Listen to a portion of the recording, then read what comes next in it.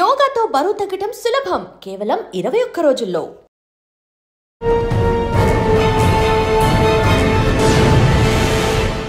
ఈ వారం మన గెస్ట్ శేషాచలం అడవుల్లో రియల్ పుష్పాలని వెంటాడి పట్టుకునే పోలీస్ ఆఫీసర్.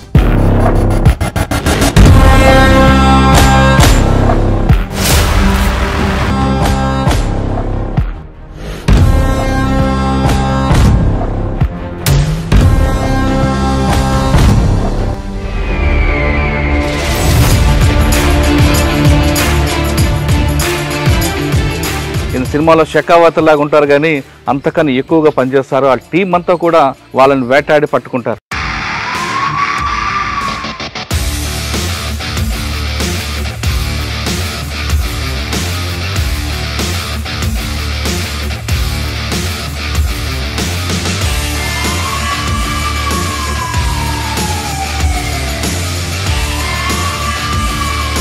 సారంగా మీరు కూడా షెకావత్ లాగా ఉన్నారు. సినిమాలో చూపించడం వేరు, రియల్గా చూపించడం. సినిమాలో చూసినట్లుగానే పాల వ్యాన్లోనే తీసుకొస్తున్నారా, ఇంకా కొత్త మార్గాల వాళ్ళు ఎంచుకున్నారా? వాళ్ళకి శిక్ష పడేలా చేయడంలో మీరు తీసుకున్న ట్రెండ్ ఎలాగుంది? దొంగ ఎప్పుడు కూడా ఒక స్టెప్ అప్పర్ హ్యాండెడ్గా ఉంటాడు. అంటే ఒక 3 to 4 కిలోమీటర్స్ రేడియస్లో చెట్లన్నీ సెలెక్ట్ చేస్తుంది. 5 రోజులు అడవులు ఉన్నప్పుడు మన వాళ్ళు ముందే ఐడెంటిఫై చేసి ఆ రైడ్ చేయడం కావద్దు. ఈ 4 lakhs కొట్టిన వెంటనే తీసుకొస్తాడు, ఒక డంప్ చేసి ఒక దగ్గర పెడతాడు. కూలీ దగ్గర నుంచి చూసుకుంటే ఇంటర్నేషనల్ స్మగ్లర్స్కి వెళ్ళేటప్పటికి 7 layers ఉంటాయి. అంటే వాటర్ ట్యాంక్లోని లేదా పాల ట్యాంకులో తీసుకురావడమైనా కొత్త ఎంఓలు ఏమొచ్చాయి అంటే లాక్స్ తీసుకెళ్లేటప్పుడు కూడా వాళ్ళు డ్రెస్ మార్చేసుకుంటారు. డ్రెస్ మార్చేసుకుని లాక్స్ కింద వేసేసి పైన భక్తుల్లో కూర్చుంటారు. అంటే వాళ్ళు వెహికల్ విడిచిపెడితే వాళ్ళకి ఏం బెనిఫిట్ ఉంటుందండి? 1 టన్ను ట్రాన్స్పోర్ట్ చేస్తే వాడికి దాదాపు ఒక 5 lakhs వాడికి. 24 కేసెస్లోనూ 18 కన్విక్షన్స్ వచ్చాయి. మీరు గతంలో పుట్టపర్తిలో ఏ విధంగా అయితే పేపర్ కటింగ్ పెట్టి తీసుకొచ్చారో ఆ టెక్నాలజీని వాడుతున్నారు. ఎక్కడైతే సీన్ ఆఫ్ అఫెన్స్లో మనం ముద్దాయిని పట్టుకున్నామో అక్కడ we are using note cam cameras. అందరూ ఏం చెప్తుంటారంటే ఏముంది పట్టుకుంటే ఒక 60 రోజులు లోపల తర్వాత బయటకు వచ్చేస్తారు అన్నది చెప్తా ఉన్నారు. బట్ ఇప్పుడు మనం వాడిని ఎవడో పట్టించుకోలేదు. ఏదో మొదట్లో రిమాండ్ బెయిల్ వరకు పట్టించుకుంటారు తప్ప ఇప్పుడు కూడా వాళ్ళు అటాక్లు చేస్తారు. ఫస్ట్ రాళ్ళతో కొట్టడం, తర్వాత బూతులు తిడతారు, ఎన్ని రకాలు చేయాలో అన్ని రకాలు చేస్తుంటారు. ఆ విధంగా మీ టీం ఈ మధ్యన ఎదుర్కొన్న ఒక ఇన్సిడెంట్ ఏముందా? ఒక ఇన్సిడెంట్లో మనం ఒక కానిస్టేబుల్ని కోల్పోవడం జరిగింది. మనం 4వ లేయర్ వరకు ఆగిపోయాం కదా, లేయర్ 1కి ఎప్పుడు వెళ్తాం? Most probably in 1 or 2 months will definitely guess course రావడం జరిగింది. స్మగ్లింగ్, ఎర్రచందనం, ఇంక దీని గురించి ప్రపంచవ్యాప్తంగా ఉంది. అందులో పర్టికులర్గా మన దగ్గర తీసుకునేసరికి దీని మీద ఎక్కువ ఫోకస్ ఉంటుంది. దీని హిస్టరీ ఇందాక మీకు చెప్పినట్లుగా హిస్టరీలో రకరకాల ఈవెంట్స్ జరిగాయి. మన మీద పోలీస్ మీద అటాక్ అయింది, పోలీసుల అప్పర్ హ్యాండ్ అవ్వడం, ఇవంతా జరుగుతుంది. అయినా దీన్ని పులి స్టాప్ పడట్లేదు. మీరు వచ్చేసరికి ఇక్కడ ఎంత ఎర్రచందనం ఉంది, ఎన్ని కట్స్ అవుతున్నాయి? స్మగ్లర్స్ సినిమాలో చూపించినట్లుగానే కేవలం ఆ మోడ్లో ఉన్నారా, కొత్త ఎంఓలను తీసుకున్నారా? అంటే స్మగ్లింగ్ యాక్టివిటీ అన్నది ఇట్స్ ఏ కంటిన్యూ ప్రాసెస్ అండి. అంటే కంటిన్యూ అంటే ఇప్పుడు కూడా దొంగ ఎప్పుడు కూడా ఒక స్టెప్ అప్పర్ హ్యాండెడ్గా ఉంటాడు. అతను చేస్తున్న దాన్ని బేస్ చేసుకునే మనం టెక్నిక్స్ ఫామ్ చేసుకుంటూ ఉంటాం. ఎప్పుడు కూడా అదే ఉంటుంది. సో స్మగ్లింగ్ యాక్టివిటీలో కూడా వాళ్ళు కొత్త వెరైటీస్ ఫైండ్ అవుట్ చేస్తూ ఉంటారు. ఫర్ ఎగ్జాంపుల్ మీరు అన్నట్టు వాటర్ ట్యాంక్లో సప్లై చేయడం అనేసి, లేదంటే మిల్క్ ట్యాంక్స్లో వాడడం అనేసి, ఇవన్నీ కూడా టెక్నిక్స్ వాడుతుంటారు. మనం ఏదైతే టెక్నిక్ని వాళ్ళు ఈ ట్రాన్స్పోర్టేషన్ వాడుతున్నారు, ఈ టైప్ ఆఫ్ ట్రాన్స్పోర్టేషన్ వాడుతున్నారు అనేసి మనం ఐడెంటిఫై చేసి దాన్ని పట్టుకున్న తర్వాత వాడు మళ్ళీ ఇంకో దానికి వెళ్తాడు. మళ్ళీ దాన్ని మనం ఐడెంటిఫై చేసుకొని మళ్ళీ దాన్ని మనం క్రాక్ చేసినప్పుడు మళ్ళీ వేరే దానికి వెళ్తూ ఉంటాం. సో మనకి ఎప్పటికప్పుడు కూడా ఇన్పుట్ తీసుకుంటూ ఉండాలి, ఇంటెలిజెన్స్ ఇన్పుట్ తీసుకుంటూ ఉండాలి. ఏ ఏరియాస్ నుంచి ఎందుకు కొత్తగా ఏదన్నా వెరైటీ స్టార్ట్ అవుతుందా, వెరైటీ ఆఫ్ ట్రాన్స్పోర్టేషన్ స్టార్ట్ అవుతుందా, ఇవన్నీ ఇన్పుట్స్ తీసుకుంటున్నప్పుడు మనం ఐడెంటిఫై చేసుకోవడం ఈజీ అవుతుంది. సార్ 1 yearలో అది ఎంఓ మారుతుందా? అదే చెప్తాను. మీరు వచ్చినప్పుడు ఒక ఎంఓ ఉండేది, ఇప్పుడు ఏమో ఉందండి. ఎప్పుడన్నా సరే బేసిక్ థింగ్ ఒకటే ఉంటుంది.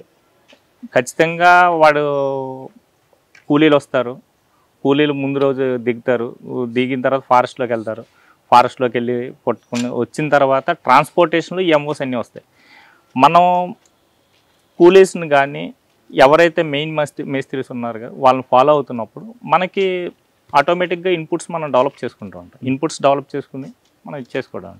ఓకే సార్, ఈ చెట్టు మనకు కనిపిస్తుంది, యా, దీన్ని వాడు కట్ చేయడానికి ఎన్ని రోజులు పడుతుందండి? జనరల్గా ఏమవుతుందంటే అండి, ఇవన్నీ కూడా డీప్ ఫారెస్ట్లో ఉండే వాడు దిగిన తర్వాత, కూలీ దిగిన తర్వాత డీప్ ఫారెస్ట్లోకి వెళ్ళడానికే మినిమం 1 డే పడుతుంది. వాడు దిగి 1 డే లోపలికి వెళ్ళిన తర్వాత ఒక 1 డే వాడు సెలెక్ట్ చేసుకుంటాడు చెట్లు. అంటే ఒక 3 to 4 కిలోమీటర్స్ రేడియస్లో చెట్లన్నీ సెలెక్ట్ చేసుకుని, వచ్చిన కూలీలు ఎంతమంది చెట్లు సెలెక్ట్ చేసుకుని అప్పుడు కొట్టడం స్టార్ట్ చేస్తారు. ఈ స్టేజ్కి రావడానికి ఒక 3 days పడుతుంది. అంటే చెట్టు కొట్టాలి, చెట్టు కొట్టిన తర్వాత లాక్స్ అన్ని సెపరేట్ అయిన తర్వాత ఆ లాక్స్ మళ్ళీ దూరం తీసుకున్నాం. దీన్ని డ్రెస్సింగ్ అంటారు. డ్రెస్సింగ్ చేసుకున్న తర్వాత వీడు బయటకు రావడానికి, ఇది మొత్తం ఈ విధంగా లాగ్ ఈ విధంగా తయారవడానికి 3 days పడుతుంది. మళ్ళీ వాడు దాన్ని ఎత్తుకుని బయటకు వస్తాడు. బయటకు రావడం మళ్ళీ వెళ్ళడానికి 1 day పట్టిందంటే రావడానికి కూడా 1 day పడుతుంది. సో ఆల్మోస్ట్ ఒక 5 to 6 days వాడు ఫారెస్ట్లో ఉంటాడు. సరే, 5 రోజులు మరి భోజనం అది వాళ్ళు ముందే ఐదర్ వెళ్ళేటప్పుడు అయినా పట్టుకుని వెళ్తారు. ఒక 5 to 6 days అంటే first day maybe dry food carry చేస్తాడు. సెకండ్ డే వాళ్ళు వండుకుంటారు. వండుకున్న ఫుడ్ తోటి వాళ్ళు 5 days సర్వైవ్. సార్, 5 రోజులు అడవిలో ఉన్నప్పుడు మన వాళ్ళు ముందే ఐడెంటిఫై చేసి ఆ రైడ్లు చేయడం కావదా? మనం అదే చేస్తాం, మనం చేస్తూ ఉంటాం అండి. మనం ఆల్మోస్ట్ ఈవెన్ కూలీలు వస్తున్న క్రమంలో కూడా మనం పట్టుకున్న రోజులు ఉన్నాయి. పట్టుకున్నప్పుడు దానికి ట్రెస్పాస్ కేసు పెడతాం. అంటే వాళ్ళు ఫారెస్ట్లోకి ఎంటర్ అవుతున్న కేసెస్ కూడా ఉన్నది. ఫారెస్ట్ యాక్ట్ 20C ప్రకారం ఇట్స్ ఎన్ అఫెన్స్. సో దాని కేసు కూడా మనం ట్రెస్పాస్ కేసు అనేది పెడతాము. ఎందుకంటే రిజర్వ్ ఫారెస్ట్ ఏరియాలోకి ఎంటర్ కావాలంటే he has to have permission ఉండాలి. ఐదర్ మేబీ లోకలైట్కి అయితే పర్మిషన్ అవసరం లేదు. బయట నుంచి ఇప్పుడు ఫర్ ఎగ్జాంపుల్ ఒక తమిళనాడు నుంచో కర్ణాటక నుంచో వచ్చి శేషాచలం ఫారెస్ట్లోకి ఎందుకు ఎంటర్ అవుతున్నాడు అన్నది ఫస్ట్ థింగ్. సో దాన్ని బేస్ చేసుకుని కూడా మనం కేసెస్ పెట్టడం జరిగింది అతను ఫారెస్ట్లోకి ఎంటర్ అవుతున్న క్రమంలో. ఒకవేళ ఇన్ కేసు ఎంటర్ అయిపోయి కొట్టిన తర్వాత కూడా మనకి ఏదైనా ఇన్పుట్ వచ్చిందంటే విత్ లాక్స్ మనం పెట్టడం జరుగుతుంది. సార్, ఇప్పుడు ఈ 4 లాక్స్ ఉన్నాయి ఇక్కడ. ఈ 4 లాక్స్ కొట్టిన వెంటనే తీసుకొస్తాడు, ఒక డంప్ చేసి ఒక దగ్గర పెడతాడండి? అది వాళ్ళ ఒక్కొక్కరితో ఒక్కో టైప్ ఉంటుంది. అంటే ఒక్కొక్కసారి ఏం చేస్తారంటే మనకి ఎక్కువ లాక్స్ ఒకసారి కొట్టాలనేసి అనుకున్నప్పుడు మేబీ డంప్ చేసుకుంటూ ఉంటాం. ఈ లోపల లేదు ట్రాన్స్పోర్టేషన్ దొరికింది వాడికి ఇమీడియట్ షిఫ్ట్ చేయాలంటే ఇమీడియట్ షిఫ్ట్ చేస్తారు. బట్ ఇవి చేసిన తర్వాత ఫారెస్ట్ నుంచి షిఫ్ట్ చేయడం ఒక ఎత్తు అయితే, ఫారెస్ట్ నుంచి షిఫ్ట్ చేసిన తర్వాత he may keep these lakhs for ఇంకో గొడవన్లో పెట్టుకోవచ్చు. గొడవన్లో పెట్టుకున్న తర్వాత వాడు ట్రాన్స్పోర్ట్ చేయొచ్చు. ఇవి మొత్తం 7 layers అండి. కూలీ దగ్గర నుంచి చూసుకుంటే ఇంటర్నేషనల్ స్మగ్లర్స్కి వెళ్ళేటప్పటికి 7 layers ఉంటాయి. ఫస్ట్ కూలీ ఉంటాడు, మేస్త్రి ఉంటాడు, మేస్త్రి పైన ఆర్గనైజర్ ఉంటాడు, గొడౌన్ కీపర్ ఉంటాడు, నేషనల్ స్మగ్లర్ ఉంటాడు, ఇంటర్నేషనల్ స్మగ్లర్ ఉంటాడు. ఈ 7 layers అన్నమాట. మనం ఎప్పుడు కూడా మనకి ఎక్కువగా మేజర్గా ఫారెస్ట్లో దొరికేది కూలీ దొరుకుతారు. కూలీ, మేస్త్రి. తర్వాత మనకి 2 layers దొరుకుతాయి. 5 layers మనం ఇప్పటికీ 4th layer వరకు వెళ్ళామండి. 4th, 5th layer వరకు వెళ్ళాము. రీసెంట్గా మనం హర్యానాలో లింకప్ కూడా వచ్చింది, అక్కడికి వెళ్ళాము. 5th layer వరకు కూడా. అంటే మనకి ఇంకా 6, 7 దొరకాలి. 6, 7 దొరకాలి. 6, 7 దొరికితే ఇంకా అది అంటే ఏ స్టేజ్కి వెళ్తుంది అన్నది మనకి ఒక ఐడెంటిఫై కావాలి. సార్, ఇందులో కొన్ని రెడ్డిష్ ఉన్నాయి, కొన్ని బ్లాక్ కనిపిస్తుంది. ఎందుకంటే అంటే యాక్చువల్గా ఏ గ్రేడ్ లాగా వచ్చేటప్పటికి ఈ కలర్ ఉంటుందండి. ఇది ఇవన్నీ కూడా ఏ గ్రేడ్ క్వాలిటీ అన్నట్టు. ఈ బ్లాక్ ఎందుకు అవుతుందంటే వాడు ఏమన్నా ఎక్కువ రోజులు నీటిలో కానీ కీప్ చేసాడు అంటే కొద్దిగా బ్లాకిష్ వస్తుంది. అది కూడా పైన మాత్రం ఉంటుంది, పైన లేయర్ చెక్కేస్తే అది కూడా రెడ్ కలర్ వస్తుంది. లోపల ఎక్కడ డంప్ చేస్తారండి? అంటే ఈ ఫారెస్ట్లోకి వచ్చేటప్పటికి జనరల్గా వాటర్ బాడీస్లో డంప్ చేస్తారు. ఏదన్నా నీట్గా ఉంటే ఏదన్నా ఉంటే దాంట్లో కుక్కేస్తారు. బయటకు వచ్చిన తర్వాత వాళ్ళు గొడవన్స్ పెట్టుకుంటారు. సార్, మీరు వచ్చినప్పటికి ఒక రకం ఎమ్మో ఉంది, తర్వాత ఎమ్మోలు ఏం మారాయండి? అంటే వాటర్ ట్యాంక్లోని లేదా పాల ట్యాంకులో తీసుకురావడమైనా కొత్త ఎమ్మోలు ఏమి వచ్చాయండి ఇప్పుడు? మీకు కూడా ఆశ్చర్యపోయింది. కొత్త ఎమ్మోలు ఏంటంటే ఇప్పుడు పిల్గ్రిమేజ్ పాయింట్ ఆఫ్ వ్యూలో వస్తూ ఉంటారు. ఇప్పుడు తిరుపతి ఉంది, తిరుపతి పిల్గ్రిమేజ్ పాయింట్ ఆఫ్ వ్యూలో ఎక్కువ మందిని ఎవరినో పెట్టుకుని రావడం ఆ టైప్ నడుస్తూ ఉంటుంది. అది లోపలికి వెళ్ళడానికే కదండి, లాక్స్ తీసుకెళ్లేటప్పుడు క్రమంలో కూడా భక్తుల రూపంలో వస్తుందా? భక్తుల రూపంలో అంటే లాక్స్ తీసుకెళ్లేటప్పుడు కూడా వాళ్ళు డ్రెస్ మార్చేసుకుంటారు. డ్రెస్ మార్చేసుకుని లాక్స్ కింద వేసేసి పైన భక్తుల్లో కూర్చుంటారు. దేంట్లో? లారీ కాదు, వ్యాన్స్ లో కూర్చుంటారు. అదొకటి. 4 wheelers ఎక్కువ వాడుతున్నారు. ఇప్పుడు ఏంటంటే ఇంతకు ముందు లారీలు, మిల్క్ వ్యాన్స్ అవి వాడేవారు. ఇప్పుడు ఏంటంటే నార్మల్ కారు, జస్ట్ లైక్ ఏ ప్యాసింజర్ కార్ లాగా కూర్చుంటారు. లాక్స్ కింద వేస్తారు, సీట్ ఉండదు. సీట్ తీసేసి లాక్స్ కింద వేసేసి లాక్స్ మీద కూర్చుంటారు. మనకి అది సడన్గా చూసేటప్పటికి మామూలుగా సీట్లో కూర్చున్నారు అన్నట్టే ఉంటుంది. సార్ ఇంకొక మెమో వచ్చిందట, వాళ్ళని మీరు అన్నట్లుగానే ఒక డీసీఎంఓ లేదో వెహికల్, కాస్ట్లీ వెహికల్ తీసుకోవడం, బెంజ్ కార్ లాంటిది, ఆ కిందనంతా ఒక లాక్స్ వేయడం, పైన సీట్లు వేసి లేడీస్ని పిల్లల్ని కూర్చోపెట్టి తీసుకొస్తుంటారట. లేడీస్ది ఇప్పుడు మనం అయితే పట్టుకోలేదండి. మన అఫెన్స్లో ఇప్పుడు వచ్చి మనం అంటే చెప్తా ఉన్నారు, కానీ మనం ఇప్పుడు వచ్చి మన అఫెన్స్లో ఎక్కడ కూడా లేడీస్ ట్రాన్స్పోర్టేషన్ దగ్గర దొరకలేదు.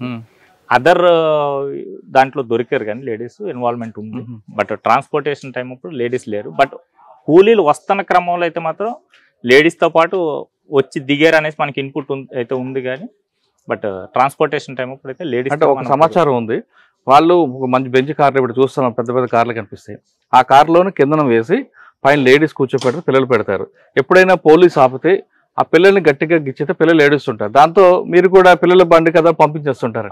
మనం యాక్చువల్గా వెహికల్ ఆపామంటే తరో చెకింగ్ చేసిన తర్వాత వదులుతాం. కానీ అక్కడ పిల్లలకి ఏడిపిస్తుంటారు. పిల్లలు ఏడిచిన అటువంటి మనమేము అవునా? మనకి ఖచ్చితంగా ఒక వెహికల్ ఆపామంటే కంపల్సరీ తరో చెకింగ్ చేస్తాం. వెహికల్ ఆపామంటే కంపల్సరీగా సీట్ ఉందా లేదన్నా మనకి ఐడెంటిఫై అయిపోతుంది. లాక్స్ వేసిన తర్వాత సీట్ పట్టదండి దాంట్లో. అవును, లాక్స్ ని సీట్ గా వాడుకుంటారు. ఓకే, మీరు కూడా ఆశ్చర్యపోయే అమౌంట్ ఉందా? మేము కూడా ఆశ్చర్యపోయాము అంటే ఈ మధ్యకాలంలో అంత ఏమీ లేదు. మేబీ అంటే కూరగాయలు వేయడము, కార్న్ ట్రాన్స్పోర్టేషన్ కింద వేయడం అవే చేస్తూ ఉన్నారు. ఒక లాస్ట్ ఇయర్ వచ్చేటప్పటికి వేరే వ్యక్తి హౌస్ మెటీరియల్ ట్రాన్స్పోర్ట్ చేసుకుంటున్నాడు, ట్రాన్స్ఫర్ అయింది అనేసి ఇక్కడ నుంచి చెన్నై నుంచి హైదరాబాద్ ట్రాన్స్పోర్ట్ చేస్తున్న హౌస్ మెటీరియల్ తో పాటు లాక్స్ చేశారు అట్లా. సో మనం చెక్ చేసినప్పుడు ఏంటంటే ఎవరో వ్యక్తి ప్యాకర్స్ అండ్ మూవర్స్ బుక్ చేసుకున్నాడు, దాంట్లో వీళ్ళు లాక్స్ పెట్టారు. అంబులెన్స్ లో కూడా తీసుకొస్తుంటారు కదా? అంబులెన్స్ ఇవన్నీ లేదండి ఈ మధ్య. ఎందుకంటే మనం ఏ ఏరియా కంపల్సరీగా మనకి ఇన్పుట్ వచ్చినప్పుడు ఈ ఏరియా నుంచి ఎందుకు అంబులెన్స్ వెళ్తుంది, లేదు కాస్ట్లీ వెహికల్ ఎందుకు వెళ్తుంది అనేది మనం చూస్తున్నాం. కాబట్టి ఇంతకుముందు మొదట్లో అయితే మీరు అన్నట్టు బెంచ్ కారు ఇవన్నీ కూడా వాడారు. ఈ మధ్య కాలంలో కాస్ట్లీ వెహికల్స్ ఏవి వాడతలేదు. అంటే ఒక్కసారి వెహికల్ దొరికితే వాళ్ళకి వెహికల్ కాస్ట్ ఎక్కువైపోతుంది. మనకి యాజ్ ఫర్ సెక్షన్ 32D ప్రకారం any vehicle use for the transportation of red sandalwood is also treated అయితే crime vehicle. Once crime vehicle కింద మనం ఐడెంటిఫై చేసి పెట్టిన తర్వాత దాన్ని రిలీజ్ చేయడం అన్నది అతనికి పార్టీకి రిలీజ్ చేసుకోవడం అన్నది కష్టమవుతుంది.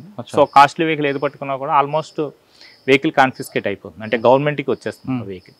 సో అందుకనేసి కాస్ట్లీ వెహికల్స్ ఈ మధ్యకాలంలో వాడతలేదు. మొదట్లో వాడేవారు, ఓకే, ఫ్రమ్ 2014, 15, 16 వరకు వాడడం జరిగింది. ఇప్పుడు అన్నీ కూడా అన్ని సెకండ్ హ్యాండ్ వెహికల్సే వాడుతాం. సార్ ఇప్పుడు మీ దగ్గర ఆఫీస్లో కానీ లేదా రైల్వే కోట దాటిన బాకారాపేట కొన్ని చెక్ పోస్టుల దగ్గర చూస్తే వెహికల్స్ అన్ని డంప్ అయివే కనిపిస్తుంటాయి. ఇప్పుడు మనకు కనిపిస్తున్నాయి ఇక్కడ అన్నీ కూడా. అంటే వాళ్ళు వెహికల్ తీసుకొని విడిచిపెడితే వాళ్ళకి ఏం బెనిఫిట్ ఉంటుందండి? వెహికల్ సీజ్ చేస్తారు, అది అలా కంటం అవుతుంది, తర్వాత ఎప్పుడో మీరు ఆక్షన్ వేస్తారు. ఆయనకి స్మగ్లర్కి ఏం బెనిఫిట్ ఉంటుందండి? అంటే యాక్చువల్గా కేసు అది మన పార్ట్ కాదండి. ఇందులో ఏంటంటే మనం red sandalwood task force work ఏంటంటే మనం ముద్దాయిని పట్టుకున్న తర్వాత ఈ కాన్ఫిస్కేషన్ ఆఫ్ లాగ్స్ కానీ కాన్ఫిస్కేషన్ ఆఫ్ వెహికల్ కానీ మేము ఏ ఏరియా ఫారెస్ట్ అఫీషియల్స్ దగ్గరికి అయితే పట్టుకోవడం జరిగిందో ఆ ఏరియా ఫారెస్ట్ డిఎఫ్ఓకి మనం హ్యాండ్ ఓవర్ చేయడం జరుగుతుంది. Okay, so DFO intern has to conduct the auction of the both logs and లాగ్స్కి వచ్చేటప్పటికి మనకి సెంట్రల్ గోడౌన్ ఉంది, సెంట్రల్ గోడౌన్కి తరలించి అది గవర్నమెంట్ ఆక్షన్ జరుగుతుంది. వెహికల్ ఆక్షన్ వచ్చేటప్పటికి DFO has to conduct the vehicle auction. So దాని నాకు వస్తున్నది కాదు, లాక్స్ తీసుకొస్తారు, మీరు పట్టుకుంటారు, లాక్స్ సీజ్ అవుతాయి, వెహికల్ సీజ్ అవుతుంది, కేసు అవుతుంది. ఓకే, కేసు అయిన తర్వాత ఇంత తొందరగా బెయిల్ రాదు. కానీ వాళ్ళకి ఏం బెనిఫిట్ ఉంటుంది ఇంత? అంటే ఓకే ఓకే మీరు అడిగేదా ఇంత లాస్ ఎందుకు బేర్ చేయగలుగుతున్నారంటే, ఫర్ ఎగ్జాంపుల్ ఇప్పుడు ఒక్కొక్క లెవెల్లోనూ మీకు నేను చెప్పాను కదండి, ఇప్పుడు కూలీ అన్నాం, కూలీకి వచ్చేటప్పటికి ఇందులో బెనిఫిట్ ఏంటంటే అతనికి కేజీకి 500. సో ఒక 26 ఇప్పుడు ఇది ఎంత 26 kgs, 26 × 500 కూలీకి దొరుకుతుంది. ఇంతే అమౌంట్ ట్రాన్స్పోర్టేషన్ దొరుకుతుంది. కేజీకి 500 ట్రాన్స్పోర్టేషన్కి ఇస్తాడు. ఓకే, సో ఆ లెక్కను చూసుకుంటే ఒక ట్రాన్స్పోర్ట్ చేసినందుకు వాడికి దాదాపు 1 టన్ను ట్రాన్స్పోర్ట్ చేస్తే వాడికి దాదాపు ఒక 5 lakhs వాడికి మిగులుతుంది. సో ఒకసారి మిస్ అయినా రెండు సార్లు మిస్ అయిందంటే వాడికి వెహికల్ కాస్ట్ వచ్చేస్తుంది. సో అది వాళ్ళు క్యాలిక్యులేట్ చేసుకున్నారు. అంత హ్యూజ్ అమౌంట్స్ ఉంటాయి కాబట్టి ఆ రిస్క్ కూడా తీసుకుంటారు. కానీ తీసుకొచ్చిన తర్వాత మీరు ఈజీగా పంపరు కదండి. ఇంకా వచ్చిన తర్వాత వన్స్ కేసులో ఇన్వాల్వ్ అయిన తర్వాత వాడికి ఆ వెహికల్ లాస్ రిమాండ్ ఉంటుంది. ఈ మధ్యకాలంలో మనం పర్సూ చేస్తున్నాం కాబట్టి కన్విక్షన్స్ వస్తున్నాయి. కన్విక్షన్ వచ్చిందంటే మినిమం కన్విక్షన్ మనకి ప్రతి కేసులోనూ కూడా 5 years ఇంప్రిజన్మెంట్ ఉంటుంది. 5 years ఇంప్రిజన్మెంట్ అండ్ ఫైన్ వచ్చేటప్పటికి 5 to 6 lakhs ఫైన్ ఉంటుంది.